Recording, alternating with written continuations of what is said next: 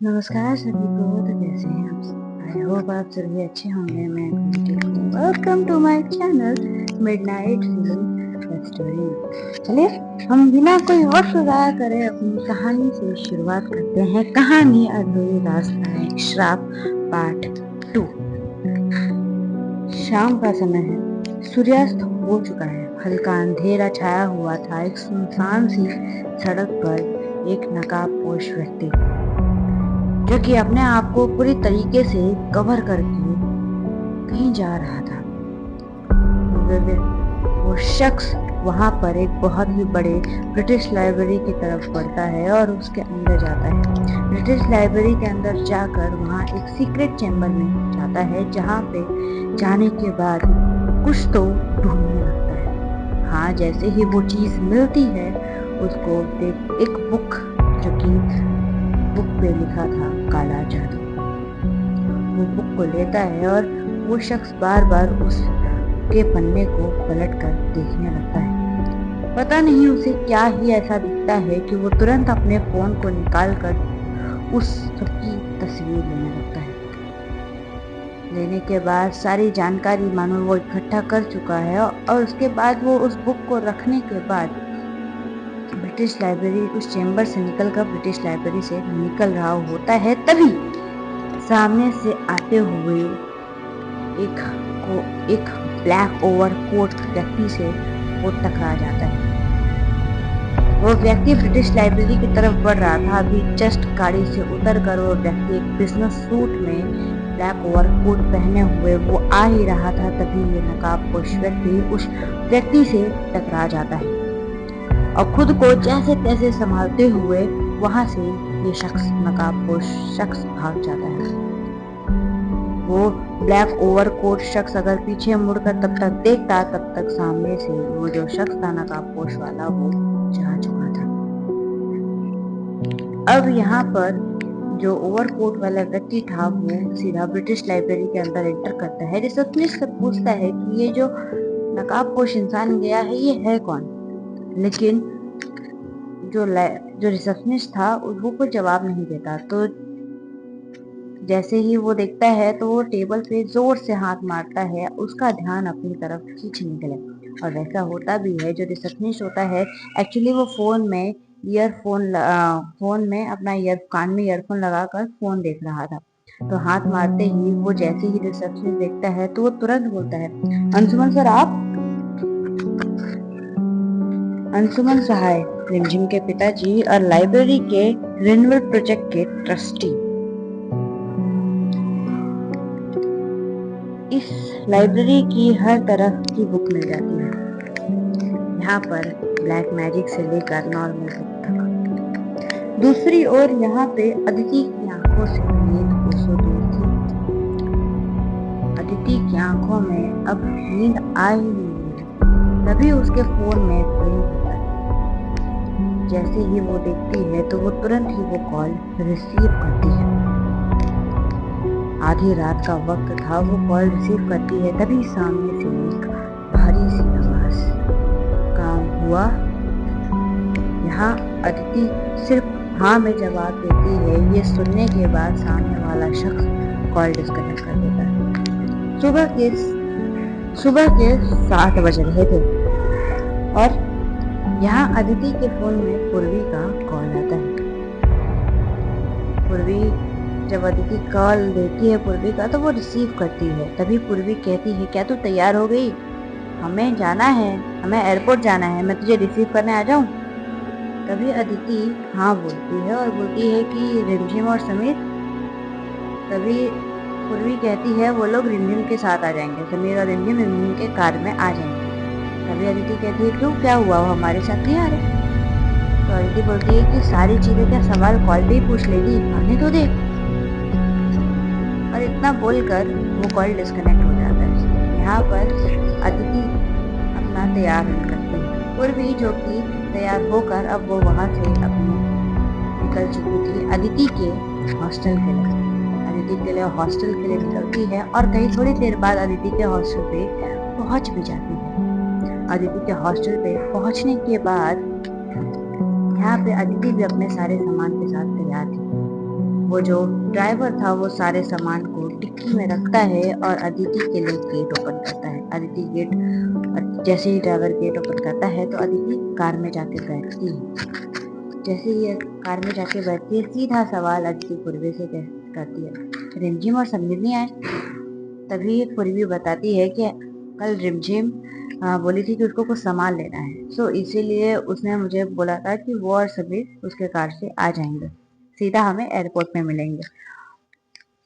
तो पूर्वी ये अदिति सुनने के बाद ओके बोलती है और अपना फोन देखने लगती है। और वहां पर एक गाना बजता है जिसको पूर्वी बड़े ध्यान से सुनते हुए वो उस गाने में खो चुकी थी। हाँ, पूर्वी का ये फेवरेट सॉन्ग। थोड़ी देर बाद ड्राइवर अचानक से गाड़ी रोकता है। जैसे ही ये होता है तो पूर्वी देखती है तो तभी ड्राइवर बड़े ही आता है, पूर्वी का गेट ओपन करता है और बोलता है कि मैडम तो हम सभी लोग एयरपोर्ट पहुंच चुके हैं। तभी पूर्वी बाहर आती है और यहाँ पे अदिति और पूर्वी जैसे ही बाहर आते हैं तो पूर्वी इधर उधर देखती है एक बार, और जैसे ही देखती है तो थोड़ी सी छलाते हुए कहती, कहाँ मर गए ये लोग, टाइम हो चुका है।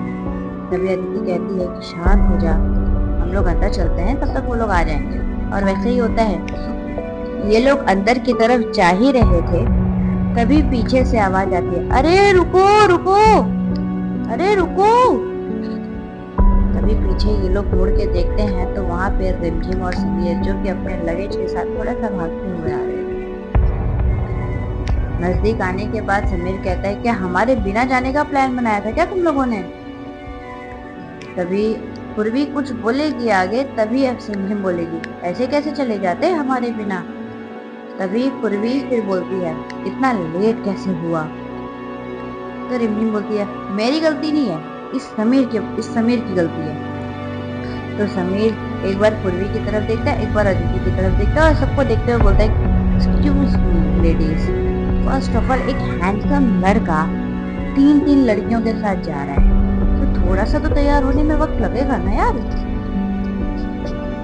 अब पूर्वी उसको ऊपर से लेकर नीचे तक देखती है और बोलती है, हाँ वो तो दिख रहा है। ऐसे कैसे कपड़े पहन रखे तुम दोनों ने, जोकरू जैसे। एक्चुअली वो लोगों ने थोड़ा सा रंग बिरंगा टाइप कपड़े पहने थे।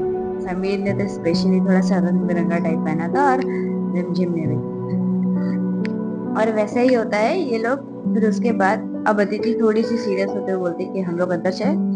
और वैसे ही होता है, ये लोग अंदर जाते हैं और 2 घंटे की प्रोसीजर के बाद थोड़ा बहुत पासपोर्ट वीजा सारी चीजों को प्रोसीजर के बाद यहाँ पर इनकी दिल्ली की फ्लाइट ये लोग पकड़ते हैं। दिल्ली की फ्लाइट पकड़ने के बाद अब इनको लंदन से दिल्ली जाने में तकरीबन 9 से 10 घंटे का सफर था। फ्लाइट में बैठने के बाद थोड़ी देर बाद यहाँ पे रिमझिम बोलती है, यार भूख तो लग रही, मैंने सुबह से कुछ खाया नहीं है। तभी समीर बोलते है कि भुक्खड़, पहले तो मुझे बोलते कि मैं भुक्खड़ हूँ और खुद भुक्खड़ है। अब यहाँ पे इन दोनों का फिर से थोड़ा बहुत चालू हो जाता है झगड़ा। तो यहाँ पे अदिति थोड़ी सी स्ट्रिक्ट और सीरियस में बोलती है कि शट अप गाइस। तब ये दोनों चुप होते हैं और पूर्वी बोलती है कि थैंक यू। और पूर्वी अपने फिर से कान में हेडफोन लगाते हुए अपने गाने को एंजॉय करने लगती है। तकरीबन 9 से 10 घंटे की सफर के बाद ये सभी पहुंचते हैं दिल्ली। दिल्ली में यहाँ पर 10 बज रहे थे रात के यहाँ पे दिल्ली में 10 बज रहे थे। ये लोग दिल्ली में पहुंचते हैं तो दिल्ली में जो एक हेड मैनेजर थे वहाँ के, वो आते हैं उनके पास और उनको बड़े ही सॉफ्टली ग्रीट करते हुए बोलते हैं, हेलो मैडम प्रिंसेस, आपका दिल्ली में स्वागत है। तभी पूर्वी देखती है जो मैनेजर था, हेड मैनेजर, वो पूर्वी के हाथों में बुके देता है। तो पूर्वी के पीछे से एक सर्वेंट जो होती है वो जाके उस बुके को ले लेती है। तभी पीछे से आते हुए अदिति बोलती है कि सर हमारे हमारे किशनगढ़ की जो फ्लाइट है वो कितने बजे की है? तभी मैनेजर टाइम देखते हुए कहता है कि मैम वो तो आपकी 1 बजे की फ्लाइट है। तभी रिमझिम थोड़ी सी बोरियत अंदाज में कहती है, अरे यार हम लोग तब तक क्या करेंगे। तभी वो मैनेजर बोलता है कि मैम हमारे एयरपोर्ट में लॉन्च है, वीआईपी लॉन्च में, अगर आप चाहें तो हम आपका सामान थोड़ी देर के लिए वहाँ पे रखवा देते हैं, अगर आप कंफर्टेबल है तो वहाँ पे आप लोग रेस्ट ले लीजिए। तो रिमझिम कहती है, अरे यार पूर्वी सुन ना, हम लोग दिल्ली आए हैं तो पहली बार दिल्ली आए हैं तो हम लोग थोड़ा सा घूम लेते ना। तभी समीर भी उसके हाँ में हाँ मिलाते हुए कहता है, यार बात तो सही गई। तभी यहाँ पे अदिति थोड़ी सी सीरियस होते हुए बोलती कि शट अप अदिति, आई थिंक सो हमें भूख लगी, हमें लाइफ में भी कुछ खाया नहीं था। तभी समीर भी अपने पेट पर हाथ फिराते हुए कहता है, हाँ मैं तो भूल गया था यार, भूख तो मुझे भी लगी है। तभी जो हेड मैनेजर था वो सुनते हुए कहता है कि यस मैम, हमारे यहाँ पे एक बहुत ही अच्छा रेस्टोरेंट भी है, अगर आप ट्राई करना चाहें तो वहाँ पे बहुत सारी तरीके के आपको डिशेस प्रोवाइड की जाएंगी, अगर आप चाहें तो आप वहाँ पे एक बार ट्राई कर सकते हैं डिशेस। तो पूर्वी ओके बोलती है और वहां से आगे बढ़ जाती है। मैनेजर जो कि उसको साथ जाता है और वो सारे जो लगेज थे पूर्वी के, सारे सामान जो कि पूर्वी और उसके दोस्तों के थे, वो सारे सामान वहाँ के जो बताया गया था एरिया, वहाँ पे रखा दिया जाता है। और ये सभी लोग रेस्टोरेंट की तरफ बढ़ जाते हैं। रेस्टोरेंट में जाकर ये सभी लोग खाना खाते हैं, अपने अपने पसंद की डिशेस ऑर्डर करते हैं और ये लोग सभी खाना खाते हैं।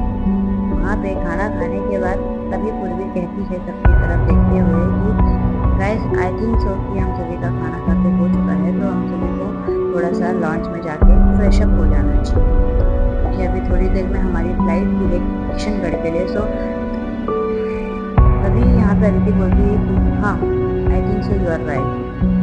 तभी रिमझिम और समीर भी हाँ बोलते हुए वो सभी लोग अब लॉन्च की तरफ, वीआईपी लॉन्च की तरफ बढ़ जाते हैं। वीआईपी लॉन्च में आते ही यहाँ पे सभी लोग अब जाते हैं, थोड़ा बहुत फ्रेश होने लगते हैं। जो पूर्वी थी वो थोड़ी सी स्ट्रेस में थी। अब किस बात का स्ट्रेस था ये अदिति को समझ में नहीं आता, लेकिन अदिति हालांकि पूछती भी है कि पूर्वी क्या तू ठीक है। तभी पूर्वी कहती है हाँ मैं ठीक हूँ, और उसके बाद वो कॉल करती है किसी को।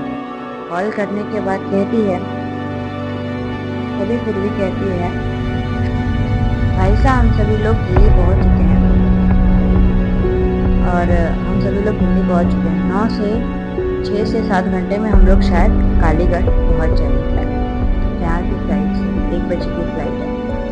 तभी शौर्य बोलता है कि ठीक है तुम लोग आओ, और वैसे ही वो कॉल डिस्कनेक्ट होता है। वहाँ पे वो कॉल अब डिस्कनेक्ट होता है और यहाँ पे शौर्य अब बता दे, शौर्य सिंह राजपूत जो कि सूर्यदेव सिंह राजपूत के छोटे भाई चंद्रदेव सिंह राजपूत के बेटे और पूर्वी के कजिन ब्रदर, वो भी बड़ा।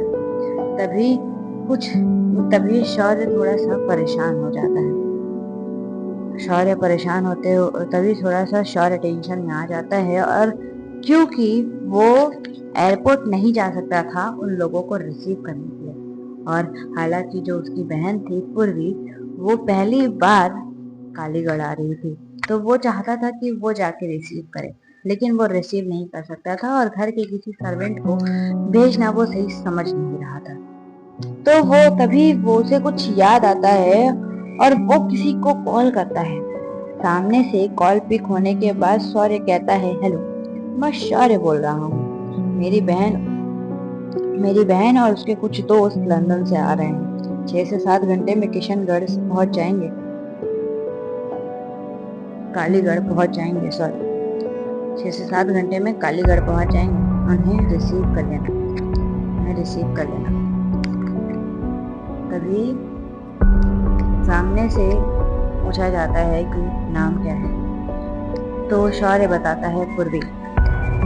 तो बोलता है कि ठीक है, और इतना बोलकर वो कॉल डिस्कनेक्ट हो जाता है। यहाँ पर पूर्वी, समीर, रिमझिम, अदिति ये सभी लोग किशनगढ़ पहुंच चुके थे। पहुंचने के बाद ये सभी लोग एयरपोर्ट से बाहर निकलते हैं, तो ये लोग देखने लगते हैं कि इनको कोई रिसीव करने के लिए आया है कि नहीं। ये देखने लगते हैं। तभी यहाँ पे रिमझिम को एक शख्स नजर आता है। पहले तो वो बड़े गौर से उस शख्स को देखती है, फिर उसके बाद समीर के हाथ पे मारते हुए, बाह पे मारते हुए कहती है, समीर सुन ना। तभी समीर फोन में जो कि देख रहा था वो झल्लाते हुए बोलता है कि अब क्या है। तो बोलती कि अरे वो देखना। तभी समीर इधर उधर देखते बोलता है कि कहाँ देखना है। तभी बोलती है अरे उधर देख, वो शख्स के पास देख। और वो जैसे ही देखेगा तभी यहाँ पे रिमझिम उसका हाथ पकड़ते हुए खींचते हुए उसको लेकर जाती है उस शख्स के पास। वो बड़े गौर से ऊपर से लेकर नीचे तक उस शख्स को देखती है। उसके हाथ में एक बोर्ड था जो कि उस शख्स ने उल्टा पकड़ रखा था। तो जैसे ही वो बोर्ड को सीधा करती है तो उस पे लिखा था इंग्लिश में पूर्वी। यहाँ पे समीर भी उस पे गौर फरमाते हुए कहता है अरे। तभी रिमझिम बोलती है पूर्वी। तो पूर्वी यहाँ पर देखती है और थोड़ी सी इरिटेट होते हुए अदिति से कहती है अब क्या है। तब अदिति भी बोलती है क्या है। तब रिमझिम बोलती है हमें लगता है कि ये हमें लेने आए हैं। तब अदिति कहती है, अदिति भी वहां पे, अदिति और पूर्वी दोनों ही वहां पर आते हैं। तब तक समीर जो कि बड़े हैंडसम हंग बनते हुए अपने बालों में हाथ फिराते हुए बड़ी स्टाइल में हाथ आगे करता है, बोलता है कि hi my self Sameer Mathur. Tarun जो कि सामने से जो व्यक्ति था वो बड़ी ही एटीट्यूड में कहता है आई एम तरुण। और इतना कहकर वो चुप हो जाता है। यहाँ पे पूर्वी और अदिति तब तक वहां पहुंचते हैं तो जो तरुण था वो अदिति को एक बार बड़े गौर से देखता है। अदिति जो कि उसकी नजरों को देखती है तो यहाँ वहां वो देखने लगती है, वो अनदेखा करती है। पूर्वी जो कि बिना देखे ही कहती है हाय माई सेल्फ पूर्वी। शौर्य भाईशा ने बताया था आपके बारे में, आप शौर्य भाईशा के फ्रेंड हो राइट। और इतना कहते हुए वो वहां पे गाड़ी में जाकर बैठ जाती है। यहाँ पर जो तरुण था वो गार्ड्स की तरफ देखता है और इशारे में सारे सामान को गाड़ी में रखने के लिए कहता है और वो भी आकर ड्राइविंग सीट पे बैठ जाता है। ड्राइविंग सीट पे बैठने के बाद यहाँ पर अब वो गाड़ी कालीगढ़ के लिए रवाना हो चुकी थी। यहाँ पर थोड़ी देर तक कार में बड़ी ही शांति छाई हुई थी। रिमझिम से रहा जाता नहीं। वो बोल पड़ती है वैसे आप करते क्या हो तरुण बाबू। तभी तरुण एक बार लुकिंग ग्लास से रिमझिम की तरफ देखते हुए कहता है MBBA की स्टडी कर रहा हूँ। तभी रिमझिम बोलती है अच्छा ओके। और इतना कहकर फिर से कार में एक अजीब सी शांति फिर से आ जाती है। तरुण यहाँ पूर्वी के सभी दोस्तों को फ्लाइट से रिसीव कर चुका था। ये सभी कार में बैठते हुए वहां से अजीब सी शांति अब कार में समाई हुई थी। थोड़ी देर बाद रिमझिम और समीर तरुण से कुछ बात होती है। उसके बाद फिर से कार में वही जाते। तरुण ड्राइव करते करते बार बार देखता है तो कार के साइड मिरर से वो अदिति को देखता है, जहाँ पर अदिति अपने जुल्फों को बाहर मिरर से देख रही थी और अपने जुल्फों को जो कि उसके जुल्फे थे उसके फेस पे आ रहे थे। काफी प्यारी लग रही थी उस वक्त। तरुण जो कि ड्राइव करते करते वो साइड वाली जो मिरर होती है कार की वहां से वो देख रहा था अदिति को। पता नहीं क्यों अदिति ये चीज देखती है और फिर अदिति ये चीज नहीं देखती। उसके जुल्फे इतने प्यारे लग रहे थे। चलिए आज के लिए हम अपनी कहानी को यहीं पे पूर्ण विराम लगाएंगे और जानेंगे नेक्स्ट पार्ट में कि होता क्या है। तब तक के लिए अलविदा सभी को। अपना और अपने परिवार का ख्याल रखिएगा। Take care.